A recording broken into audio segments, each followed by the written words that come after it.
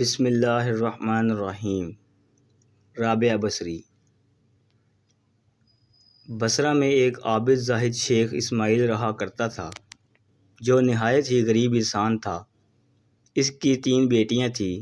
چوتھی بیٹی کی پیدائش کے دنوں میں اس کی غربت کا یہ حال تھا کہ اس کے گھر میں چراغ تک نہیں تھا، اور جب ڈیلیوری کو 1-2 دن باقی تھے تو اس کی بیوی کی طبیعت بہت خراب ہوتی رہی۔ بیوی نے آپ کو کہا کہ اپنے پڑوسی سے ہی کچھ ادھار لے لو، کم سے کم رات کے اندھیرے سے بچنے کے لیے ایک چراغ ہی خرید لیں۔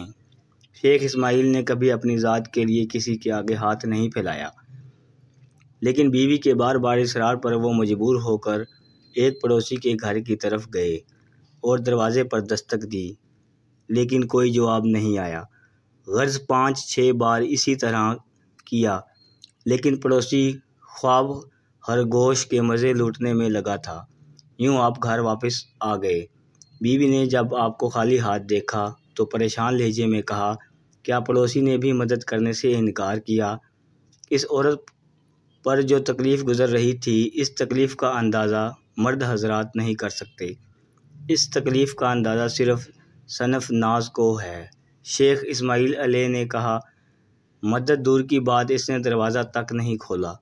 شیخ اسماعیل بہت افسردہ اپنے بستر پر لیٹ گئے اور کروٹیں بدلنے لگے کہ آپ کو نیند نے آ لیا۔ شیخ اسماعیل نے آپ حضرت محمد صلی اللہ علیہ وآلہ وسلم کو خواب میں دیکھا، جو شیخ اسماعیل کو فرما رہے تھے، اے شیخ اسماعیل، اپنے بے سر و سامانی کی فکر نہ کر، تیری پیدا ہونے والی بچی بہت بڑی عالمہ عارفہ ہوگی، اور تیری پیدا ہونے والی بچی کی دعا سے میرے امت کے بہت سے افراد کی بخشش ہوگی۔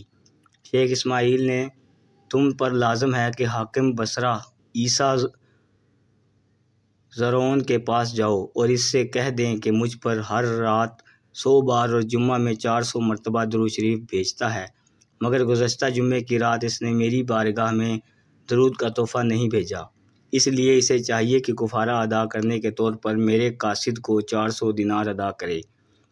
شیخ اسماعیل کی جب آنکھ کھلی تو وہ بہت خوش تھے کہ آپ صلی اللہ علیہ وآلہ وسلم کا دیدار نصیب ہوا ہے۔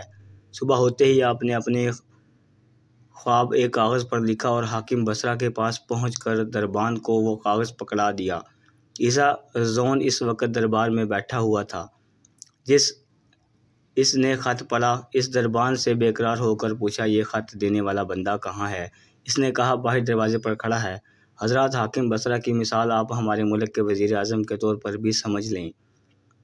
حاکم بصرہ دوڑ کر دروازے پر پہنچے اور شیخ اسماعیل کے ہاتھوں کو بوسہ دیتے ہوئے کہا، آپ کے طفیل میرے نبی صلی اللہ علیہ وآلہ وسلم میرا ذکر کیا ہے، میرا نام لیا ہے اور میری غلطی کی معافی کا سبب پیدا ہوا ہے۔ اللہ شیخ اسماعیل آپ کو اجر عظیم دیں۔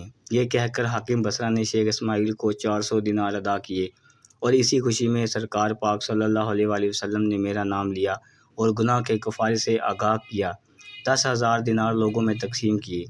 کیا آپ کو معلوم ہے کہ پیدا ہونے والی بچی کا نام رابعہ بصری ہے؟ سبحان اللہ۔ آپ اسی گھر میں ہجری میں 57 ہجری میں پیدا ہوئیں۔ اپنے والدین کی چوتھی اولاد ہونے کے ناطے آپ کا نام رابعہ بصری رکھا گیا، صلی اللہ علیہ وآلہ وسلم۔